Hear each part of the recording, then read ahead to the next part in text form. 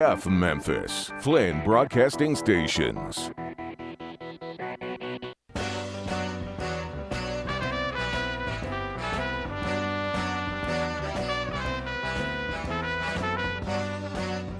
It's time for Wolo and Friends on Sports 56, presented by Homer Skelton Hyundai. Here's your host, the voice of the Tigers, Dave Woloshin. Welcome in on a gorgeous Monday morning. I am actually at Wilson Air and getting set to go with the Tigers off to the Big Apple. Games on Wednesday, games on Friday. It'll be Virginia Tech. If the Tigers walk away from Brooklyn with a couple of W's there, wouldn't be shocked if they were in the top 8 to 10 in the country. Football team, third down disasters again, which means that on Saturday it will be must win for Memphis against Tulane. The Tigers actually opened up as 5.5-point favorites. I've seen that line now at 7, so people are believing in the Tigers and going bowling. Let's hope that is the case. The Egg Bowl, and I know Mike Fitzsimmons is going to be around, and he'll be talking with J. Morgan Harder. He'll be doing the last half hour of the show as I get set to go on up into the sky. And Fitzy's got a lot to say about an Egg Bowl that will have meaning. Both those teams excellent, and I looked at that line and was shocked today. The Bullies are the favorite at home in Starkville over the Ole Miss Rebels. High school football has ended now for all the Shelby County schools. Hard to believe all 4 lost. Last Friday, that was the case. And the Grizz played at Minnesota like they want the season to come to an end, too. I mean, that was really, really ugly. The way they played, it was one of those games, 138-95, most points they've given up.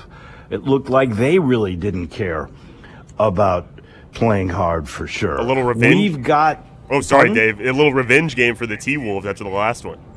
It was, and that was a game they probably should have had. But this is, once again, a troubling thing. The Grizzlies, when they fall into a big hole, it's not like they got the fight to fight back. It's almost like they go, okay, on to the next game. That is a little troubling.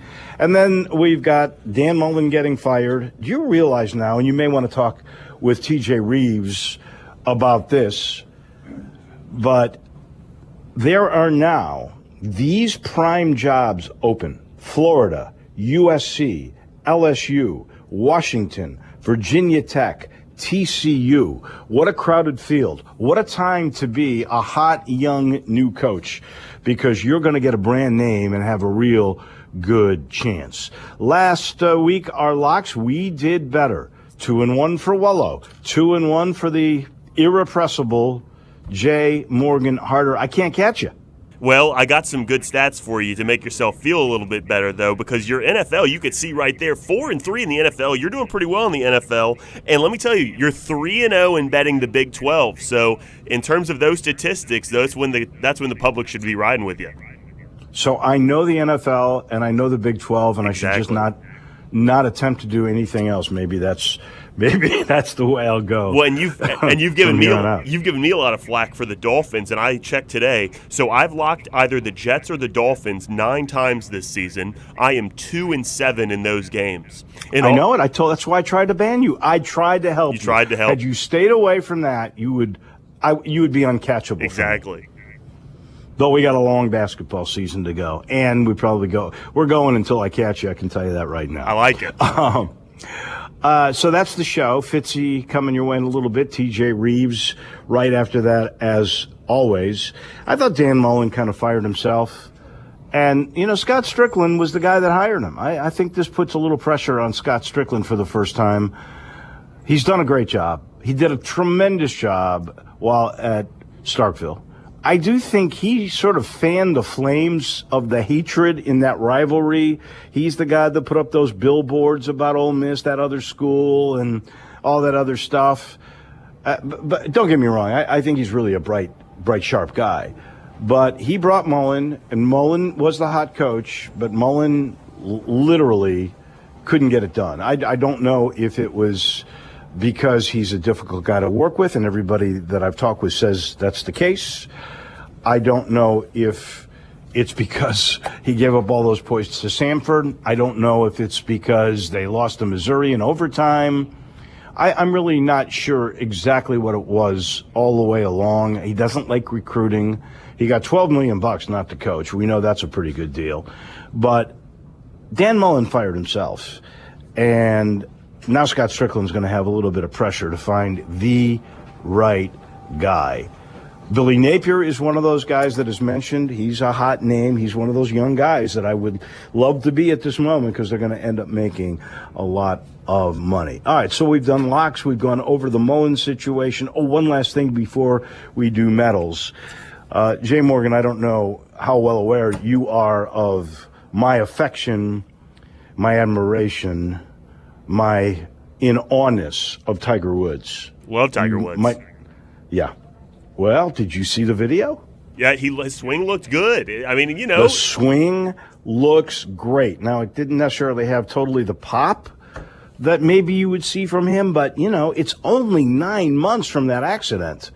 So the good news is this. No matter what happens, I don't know if he'll ever play again. I don't think the senior tour is something that he really cares about. Maybe he will be. Look what Bernard Langer has done with that. Look at even Phil. Phil has gone out there, and he's played 4 or 5 events. He's already won a couple. And so it's fun for them, and I hope he gets to enjoy that at some point. I know it's not important to him. I think the important thing was he wanted to be able to play with his kids, play golf with his kids, play with Charlie. He clearly, from that swing, will be able to do that. Don't you think? I think so. And I think his goal might be to play in that tournament with Charlie again, you know, the father-son tournament. So maybe that's what he's got his eye on right now. Yeah. Anyway, we shall see all about that. In the meantime, let's do some precious metals. I'm going to start off with an obscure guy. I give a bronze, and there might have been some other people that were worthy of this praise, but Austin Eckler is like, nobody knows who Austin Eckler is. Did you know until last night who Austin Eckler was? Tell the truth, Jay Morgan. I had heard of him, but I was not aware that he was still performing in the league at this level. So he's the Chargers running back. And last night, he had 4 touchdowns against the Steelers. He and Justin Herbert were quite the show. He ran and caught 115 yards worth of passes. He had 2 touchdowns receptions, 2 touchdown runs. Here's a guy. Dave, are you there? Did we lose you? All right, we lost Dave. Less than 3 years. Oh, there you are, Dave. Okay, we lost you for a second, but you're back. Oh, okay, good. I could hear perfectly. Good deal. Sometimes this Wi-Fi technology, it gets a little crazy. So Eckler has been in the league for 5 years. The average length of a running back's career is under 3. And this guy was a 4th-round pick out of Western Colorado. Did you hear me? They play Western Colorado. They play great football at Western Colorado. Apparently so. Apparently. Anyway, I now have a new underdog I'm pulling for. Eckler, 5th year in the league, 4 touchdowns against the Steelers, keeping the Chargers in the race for the playoffs. My other bronze has to go to Bryce Young. What a performance. 31 out of 40. What is that, about 78%? 559 yards, 5 touchdowns, 0 interceptions. He went through the Arkansas defense, and this is Barry Odom's defense. He went through that defense like a hot knife through butter. He was fantastic. He gets a bronze. Silver medal, Jalen Duren. The Memphis freshman big man saved the day against Western Kentucky. 22 points, 15 rebounds, 5 blocks, 2 steals, 2 assists. Are you kidding me? He was incredible. And they needed every bit of it because Western Kentucky was threatening. It's the first time maybe this year, other than the beginning against St. Louis, where Memphis looked, what's the right word? They looked human. Yeah, mortal. They looked as if they could be beaten. They looked mortal. I like that word. They did not look dominating at all. And then he really changed things. They had a nice run at the end of the first half to tie it at halftime. And then he was just the standard the rest of the way. It was not a great day, Bates. It's a couple of games in a row now where Lester Quinones has not played so well. But it's Duran, who, by the way, just remember I said this. He will shatter the single-season block record. If he stays healthy, he will shatter that record by the end of the year. And my gold goes to the NFL for this season. After last night, where the Chargers came down and won the game on the last possession, that became the 23rd game this year that an NFL game was won on the final possession. That's the most since 1970, 51 years ago. I think it was 51 years ago that Pete Rozelle made that statement about any given Sunday in the NFL, any given team can win. That was his goal. It was that way in 1970. It sure seems that way in 2021. Those are my good medals. What are yours? That's a great movie, by the way, Any Given Sunday. My medals, I'm going to go bronze. You did the Tigers. I'm going to go to another team in Tennessee, Vol Hoops. They beat UNC last night, 89-72. They shot 54% from the field. Unbelievable. A guy named Zakai Ziegler, who is a freshman off the bench. I had never heard of this guy. He had 18 and 5 yesterday. Unbelievable. Kennedy Chandler, who's a Memphis product, had 14, 8 assists, had 5 rebounds to go along with it. So a great day for the Vols yesterday. Like I said, shooting 54%. Remarkable against a great team. What happened to them the day before against Villanova, though? That was surprising at the margin there. Villanova, that is a really good basketball team. You're right, that margin was huge, but that team is good, man. Watch out for Villanova this year, without a doubt.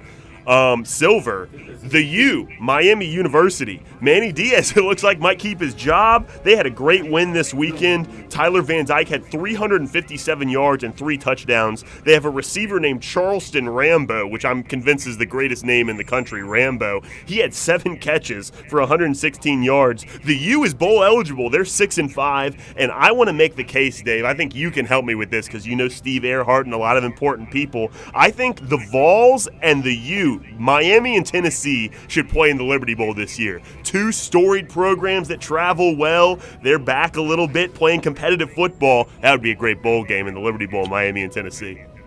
Well, the problem is this. If Tennessee gets past the Music City Bowl, I would be shocked. They do not want to see for whatever reason, the Vols have avoided the Liberty Bowl like the plague. And usually the Music City Bowl in Nashville, which seems to have priority, at least in Commissioner Sankey's mind, they tend to get that team. We don't. So I'll be shocked if Nashville lets that team go, but I would love it. That would be great. And then Miami's in the ACC, and the contract is with the Big 12. So it's going to be a Big 12 school. That's a shame. But that would be a great game, though, if we could somehow get that to happen. Either way, my gold goes to another Miami team, the pro Miami team, the Dolphins, because I have to mention Miami teams, I guess, during my medals. They've won 3 in a row, though. Unbelievable. This week was a little bit against a down Jets team, but on the road regardless, and they've got 6 games left. Home against the Panthers, who have Cam Newton but aren't great. Home against the Giants, who are questionable. They play the Jets again at home, and then they have the Saints, Titans, and Patriots with their tough game. But the Dolphins in the mix here late down the stretch. Dolphins are a good story. That is true after very, very shaky beginning.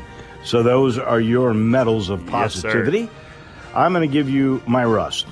My rust is simple. Tiger football team's third down production, particularly on the defensive side. Not just at Houston, which, by the way, had really good team speed. I do not think they will beat Cincinnati. I think Cincinnati's a better club than they are. They're more physical. I think their line play will be better than Houston's. But Houston's team speed, their running back, their receiver, they're really good. And Clayton Tune knows how to find people. And just like East Carolina and Halton Ahlers the week before, Memphis couldn't stop them on third down. They could stop them on first down. They could stop them on second down. It could be 3rd and 4. It could be 3rd and 3. It could be 3rd and 19. Didn't matter. Memphis couldn't stop them on third down conversions. And so in the end, Memphis lost again. They're under 500 for the first time since 2013. And they face that must-win situation at the Liberty Bowl, 6:30 Saturday night. next Saturday. It's you win, you're going to go to a bowl, who knows what bowl, but a bowl. And Ryan Silverfield said it, I thought, in a very succinct way. The bare minimum standard is to be 500 and to go to a bowl, and that's what they must achieve. And so they're going to have to beat the Green Wave. They're the favorites to do so. I do believe they will win that game. I've not seen any quit from this team. That is the great part of it. This team cares. They still do the little things. They've just been so injured. 40 different players have been injured, missing at least one game this year. Offensive line that's banged up. Calvin Austin is limping around and yet still playing his heart out, had over 100 yards. But when you can't stop a team on third down, you're going to lose games, and that's what's happened the last 2 weeks. It's also good to have expectations, though, isn't it? I mean, it's great to go bowling, no matter what. And the fact that the team has expectations, the league is competitive. You got Cincinnati up there, Houston playing good football, SMU playing good football. I think it's great that Memphis is going bowling. And I know the expectations should be higher, but I think it's a net positive, don't you? Well, I think it's great that we've had this era where we've gone to 7 straight and we've won all these, you had all these 8-game win seasons and people have come, as you said it, expectations. Expectations. Caring is a whole lot better than apathy and going, oh, it's basketball season. Right. And that's what we used to have for a long, long time here. So I'm with you there. With expectations comes responsibility, though. So we can enjoy that, and it's great to have that standard, but you got to carry it out.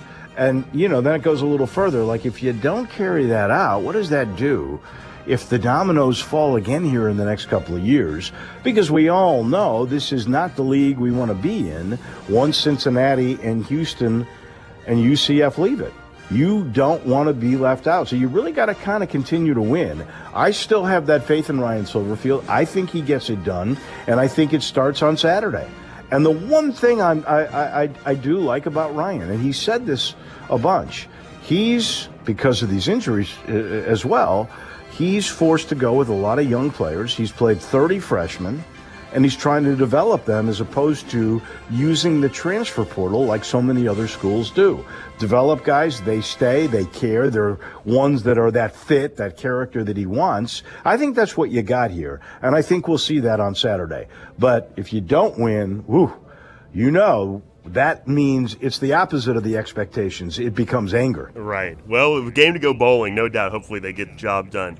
My rust, I have 2 rusts, which is not normal for me. I usually only have 1, but I had to do 2 this time. Rex Ryan, who is on ESPN a lot. He's on Get Up on Mondays, but he also is on the Sunday NFL Countdown show on ESPN.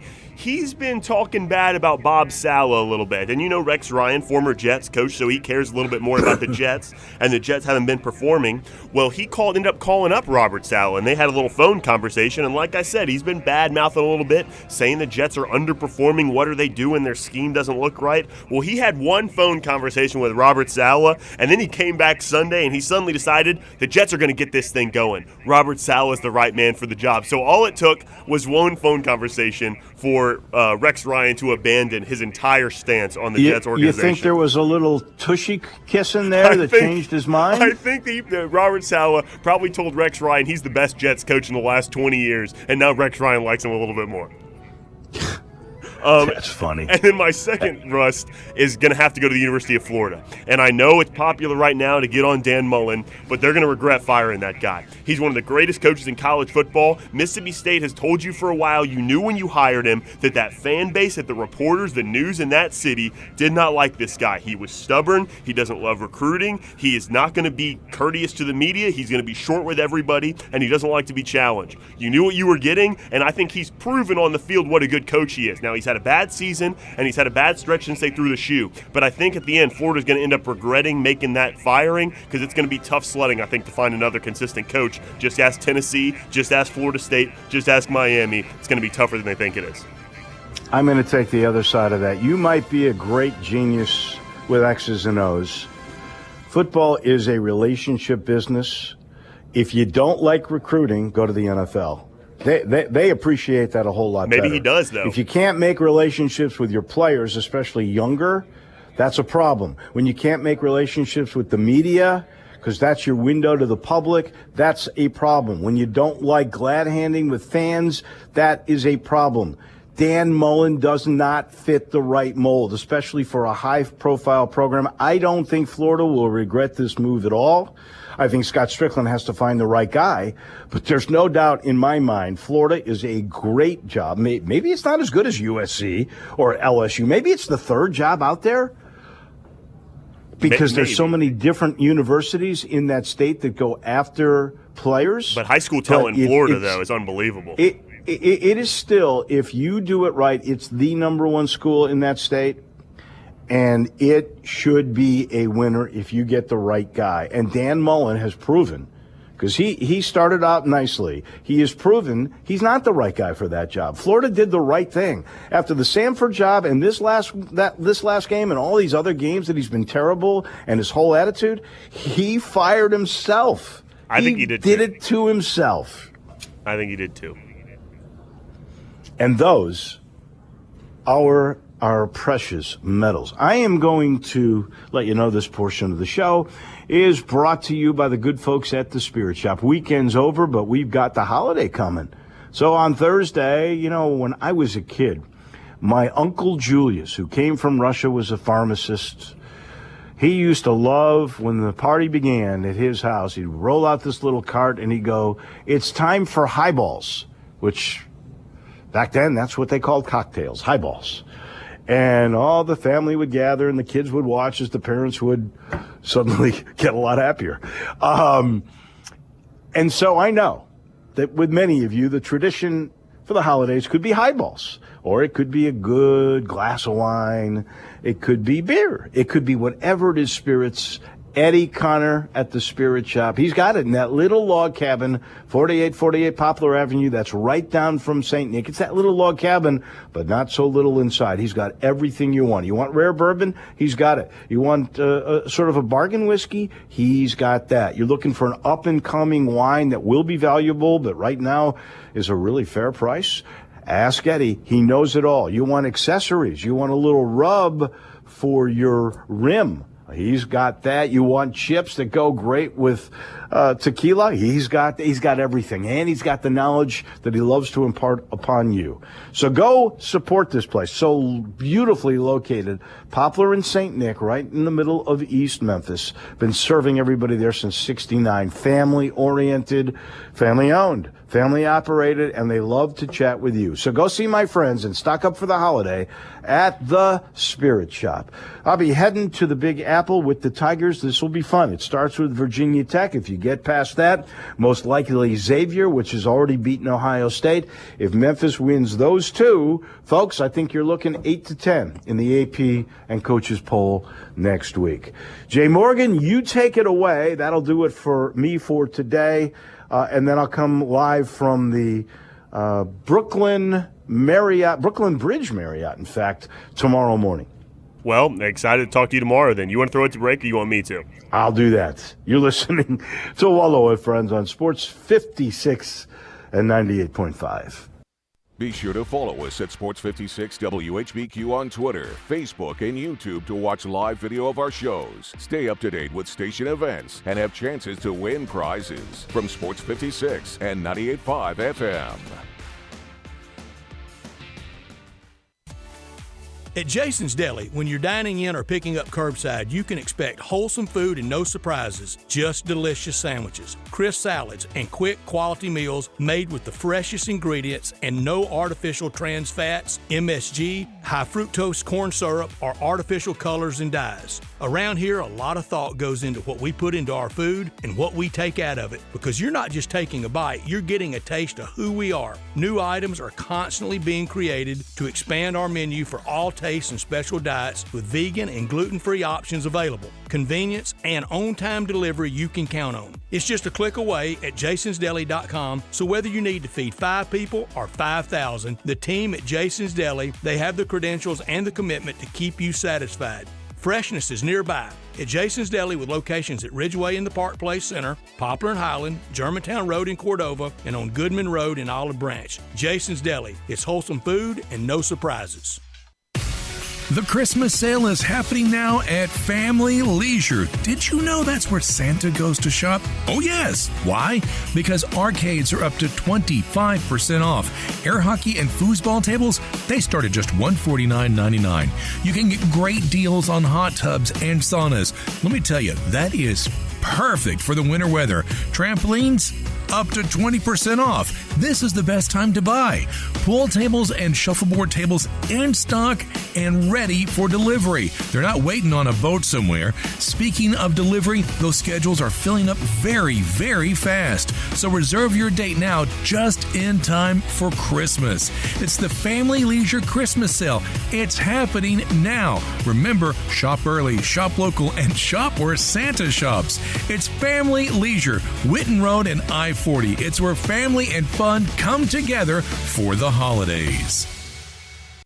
Visit Frontier Western Store this summer to check out tons of new products. Frontier added so many new items in their women's boutique. There are daily arrivals with thousands of on-trend tops, jeans, and pants in stock at amazing prices. And guys, Frontier's your #1 Carhartt store. There's no one around with a larger selection of everyday fits and workwear. Wrangler and Ariat clothing also available. Frontier recently remodeled their entire store and expanded the world-famous boot showroom. Now there are even more dress and work boots in stock. After Ariat boots, then you've got to check out Frontier. There are over 1,000 pair of Ariat boots alone, and thousands more in other brands such as Dan Post, Corral, Durango, Rocky, and Twisted X. As if the selection isn't reason enough, there's Frontier's low prices. Frontier's pricing is lower than online and chain stores, so when you're ready for your next pair, you know right where to come. Frontier Western Store, 5880 Goodman Road in Olive Branch, and on the web at frontierwesternstore.com.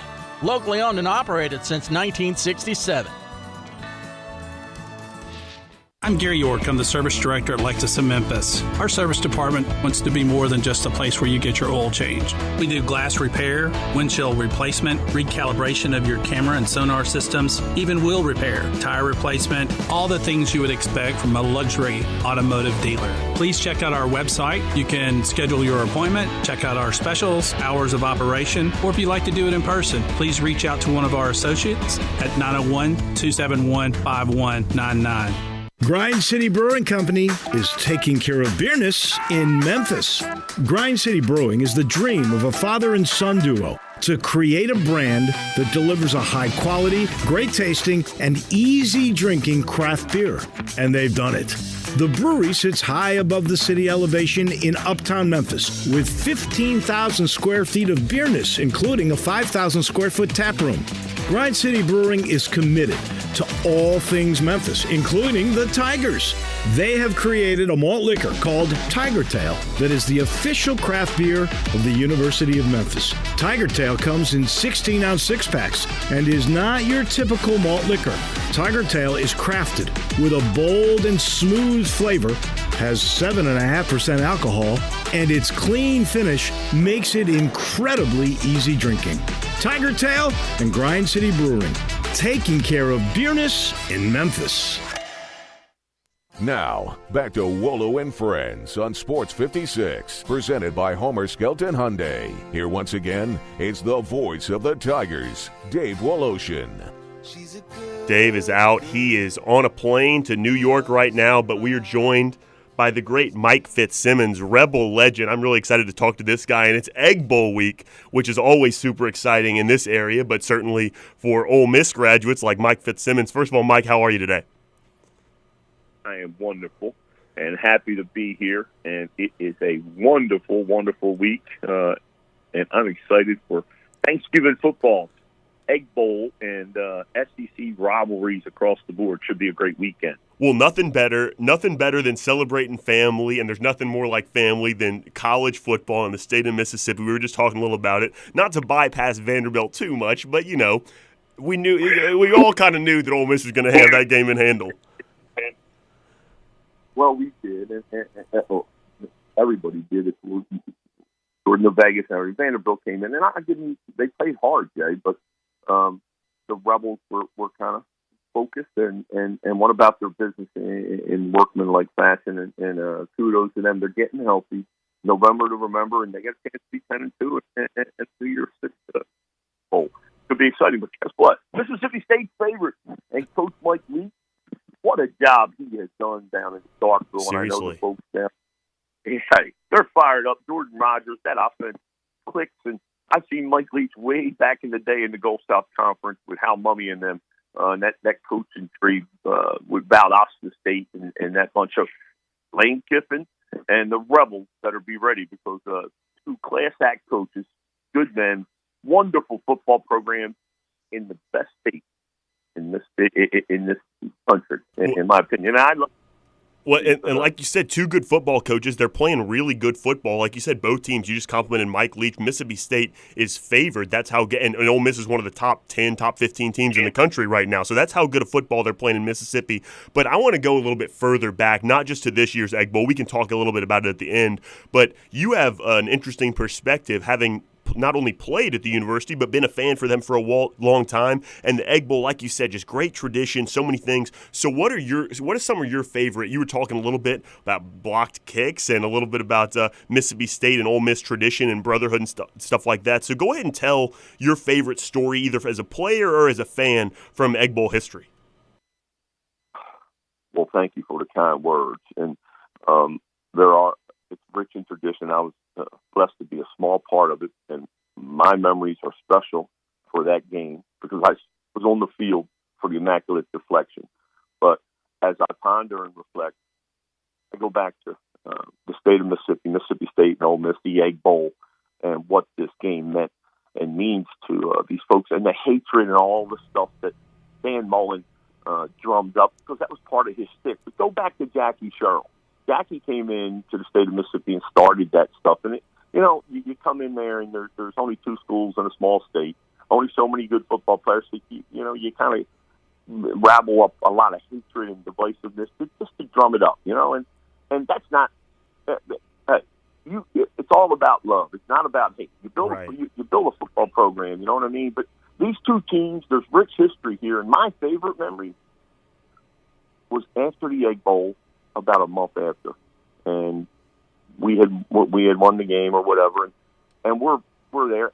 I'm in the dorm. I'm a freshman, 18-year-old kid, and Freddie Joe Nunn and them guys come down, and there's a charity basketball game. I love basketball, guys.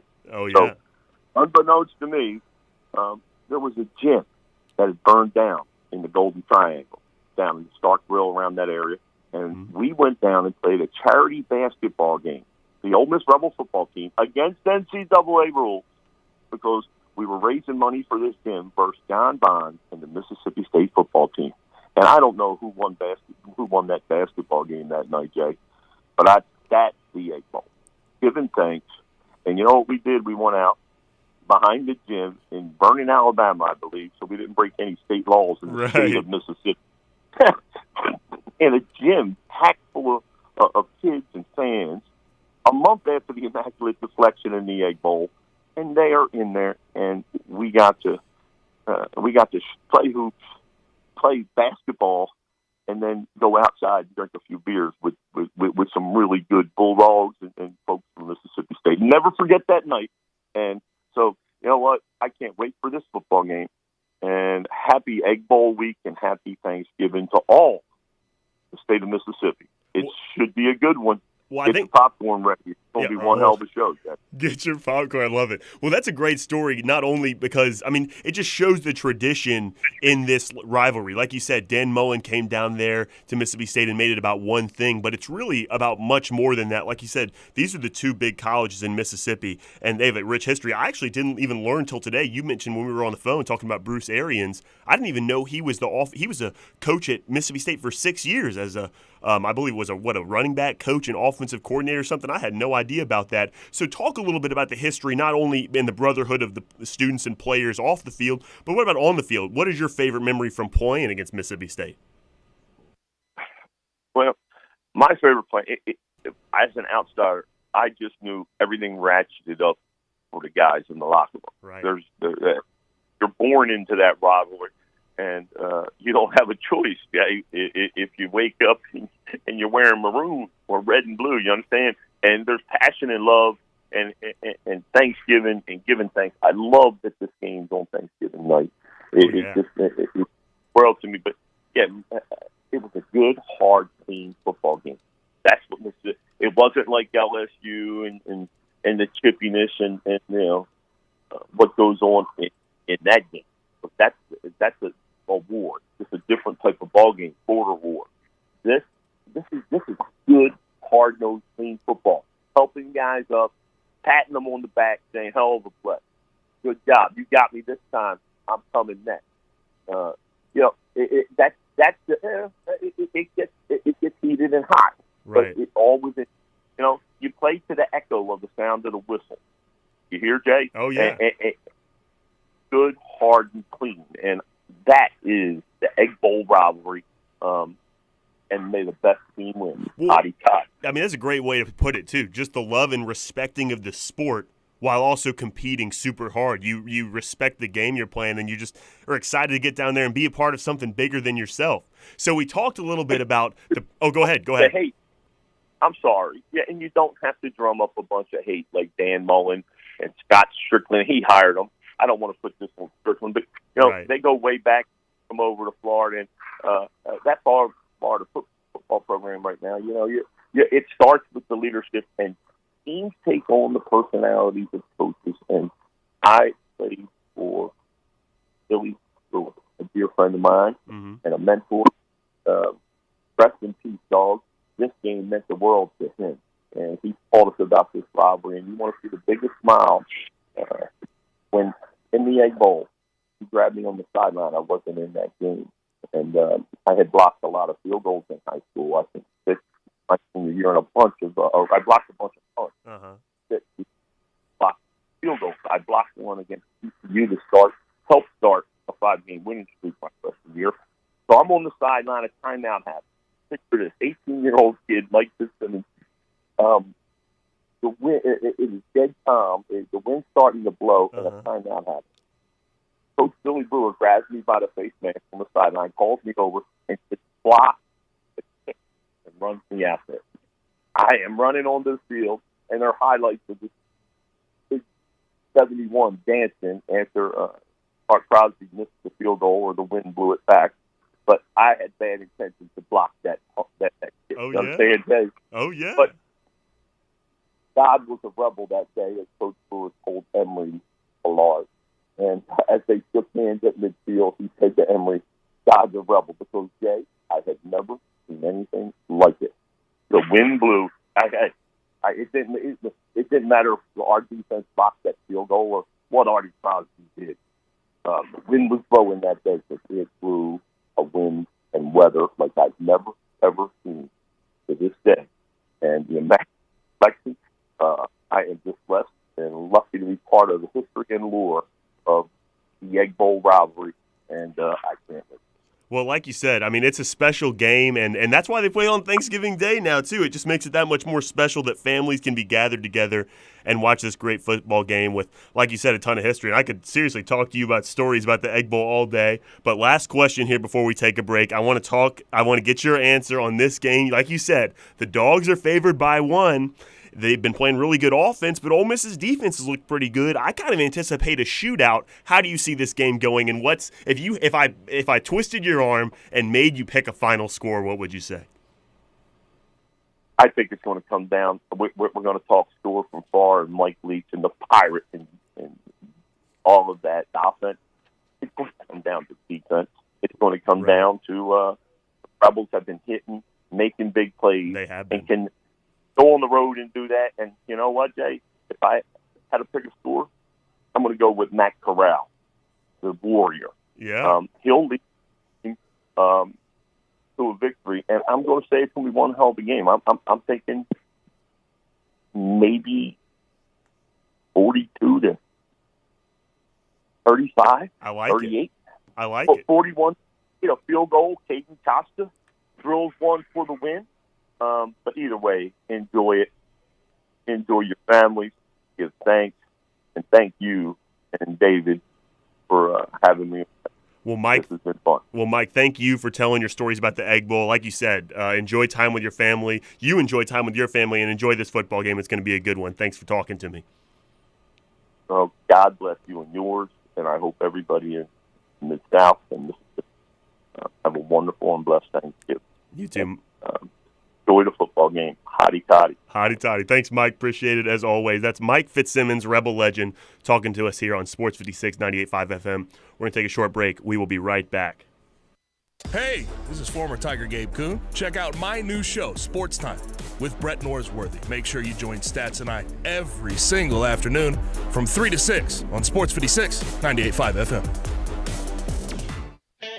Hi, this is Troy Fiveash, owner of Fiveash Roof Services. If you need a new roof for your home or business, we hope to hear from you and will work hard to earn your business. We are experts and certified in residential and commercial roofing, siding, and gutter installation. I have been serving the Memphis area for over 20 years, and now with 2 of my sons working with me, we plan to be here for years to come. So if you need a roof, please give us a call. On a personal note, what a great time it is to be a Memphis sports fan. With the Grizzlies and the Redbirds and 901 FC, not to mention Tigers football and basketball, it's going to be a fun year. Thanks to Coach Silverfield and Coach Hardaway and their staffs for their dedication to the student and athletes, the University of Memphis, the City of Memphis, and us fans. Five Ash Roof Services, a proud partner of the Memphis Tigers and the official roofer of the Tigers home team. Five Ash Roofing, fair, honest, and ethical. 367-0050 or memphisroofer.com. 367-0050 or memphisroofer.com.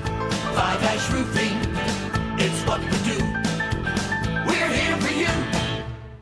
A good friend of mine told me about this awesome place for lunch. Oh, yeah? What's the name? Neil's Grill and Bar, where the fat man rocks. Everybody knows Neil. Where's it located? It's located in Yorkshire Square off of Quince. And what's it like? The best lunch place in Memphis. You know, like real mashed potatoes and gravy. Everything is made from scratch. Monday through Friday, daily lunch specials like Monday baked chicken, Italian Tuesday spaghetti, ravioli, Italian spinach, delicious fried catfish, fried chicken livers every Wednesday, Friday Salisbury steak, barbecue chicken, or if you just want a vegetable plate, the best veggies in town.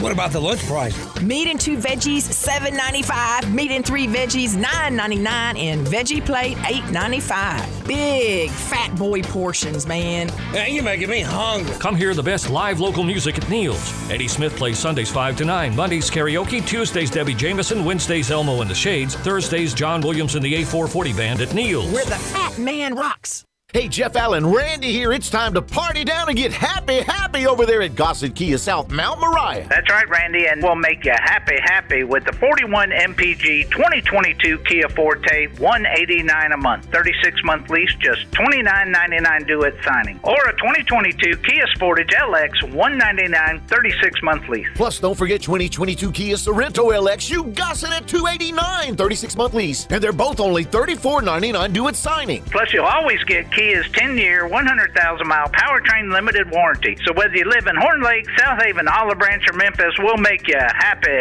at Gossett Kia on Mount Moriah, 2680 Mount Moriah, or KiaMountMoriah.com. All 36-month leases, $650 acquisition fee, 30,000 miles per year, 20 cents excess mileage, must finance through Kia. Forte NE 415,838, MSRP 21,535, Sportage N 7011 110, MSRP 27,635, Sorento NGO 83,556, MSRP 29,215. Includes all rebates and incentives, must finance through Kia, excludes tax title and license with approved credit. See dealer for complete details. Offer valid through 11/30/2021. Dealer stock only.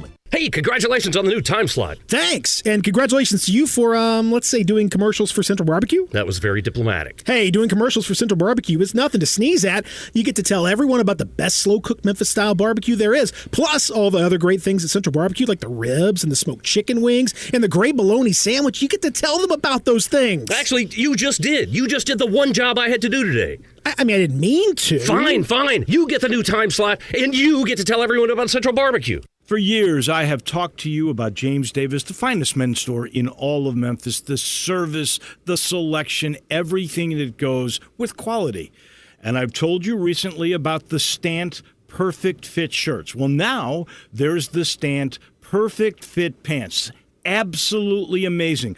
Only 2 measurements fed into a computer, and all of a sudden, you've got the perfect fit pants. I'm talking everywhere. The leg, the seat, the bottom, all made to fit your body absolutely perfectly. And there's 80 different fabrics to choose from. You will find the right look, the right fit, almost instantaneously. They start at $162, but you will never find a better pair of pants than these at James Davis Men's Store. And the shirts are still there, and guess what? It's the only place in Memphis that you can find Stant. That's the James Davis Men's Store in the Laurelwood Shopping Center. Now, back to Wolo and Friends on Sports 56, presented by Homer Skelton Hyundai. Here once again is the voice of the Tigers, Dave Woloshin. Sorry, big voice. No, Dave. It's just me. It's Jay Morgan Harder here, sitting in for Dave on Wolo and Friends, and we are joined now by the Bucs sideline reporter and a person that I'm very excited to talk to, TJ Reeves, because I've had this ridiculous question waiting for him for weeks now. So I apologize, TJ. I got to start with a ridiculous question here. But Bruce Arians, he has a particular coffee addiction that I've noticed. After every post game, he's got a full, fresh cup of coffee. It doesn't matter what day they played. It doesn't matter if it was a 7 p.m. game. He's always got a fresh cup of coffee after the game. Have you done any reporting on his caffeine addiction, and are you worried about Coach Arians? Thanks for talking first, to me. it's good to be with you. I am the king of ridiculous answers. I've been dealing with Wolo and Stats and Wolo and Peter for years, so you got to get used to the ridiculous questions and answers. First of all, a playful assumption. You're assuming that that's coffee? I'm just kidding. I am assuming. A lot of times it is. I'm around him for the post-game interview, and what a great guy to be around. I cannot confirm the blend or the brand on that. I might have to ask at a subsequent point, but the bottom line is he's fantastic to deal with, off the air and on the air, even in losses, even in bad situations. He wears it on his sleeve. He'll tell you exactly what he's thinking. He said in the aftermath of the loss to Washington back now 8 days ago, we were dumb. We did dumb things. And blame us for not being ready and blame the coaches, too. So in this day and age of say nothing and cliches and stock answers, it's very refreshing to have Bruce Arians tell it like it is most of the time and give you straight answers and give you honest answers, and I look forward to being around him tonight, and hopefully it's a lot of happy questions and comments that I will have for him tonight before and after the game. I was about to say, especially after tonight's game. Well, Bruce Arians, speaking to just local stuff, I didn't even realize he was a coordinator at Mississippi State for 6 years, so I learned something new about Coach Arians today that I didn't even realize. But the Bucs have dropped 2 in a row now, which we're not super worried about, I would imagine, if I were you, because they've handled their business at home really well. They won by 35 against the Bears at home, 28 to the Dolphins at home, 23 to the Falcons at home, which are all bad teams. But, you know, the Giants aren't the best team in the world either. They're favored by 10.5 tonight. What do you like tonight's game, Bucs and Giants? Well, I mean, that's been the trend, like you mentioned. The two things that concern you, the Giants have had a bye week, an extra week to prepare for this game, and their defense has been playing a lot better. Those other 3 teams that you mentioned, not very good defensively, any of them, including Wolo's Bears, losing in blowout fashion here. So if you're the Bucs, you're concerned about the Giants' defense, which played better in that game with the Chiefs. Maybe could have won that game. When last we saw them, they whacked the Carolina Panthers as well, and also beat the Las Vegas Raiders at home. Now, this is not a home game for them. They're back on the road. But I think those 2 things have everybody concerned, and it's under the lights Monday night. And as we saw with the game against Washington, the Buccaneers are going to get everybody's best shot. This is like the Giants' Super Bowl tonight. Team that's most likely not going to the postseason. They're going to take their swing at Tom Brady and company tonight and see what they can do. Well, you mentioned the Giants playing well at home, but even on the road against the Chiefs, that was only a 3-point game. I didn't even remember that until I just saw the score there. So you're right. The Giants have played well not only at home but on the road as well. I have to ask you, too, you know, I've heard Coach Arians talk a lot about Tom Brady's practice demeanor and the way he goes about practice. How much practice do you get to watch on like a weekly basis? So the media is only allowed to see the first 30 minutes of practice, and it's like the appetizer at a meal. I mean, it's not really what's going on. Stretching. I will say this, though. In training camp settings, you get to watch the entire thing. And I can tell you the story from last year, the COVID pandemic crazy year, and the lockdown training camp that the media was able to still watch at a distance, couldn't be around anybody. But I had a couple of people that are, you know, part of the coaching staff or people that are around the practices say, even in July of 2020, when they began to watch the training camp and watch the workouts and watch his attention to detail and watch him coaching on the field, that I need you right here on the pass protection. This route has to be exactly 6 yards, not 5.5, not 8. This has to be a 6-yard route right here because of what we're trying to do.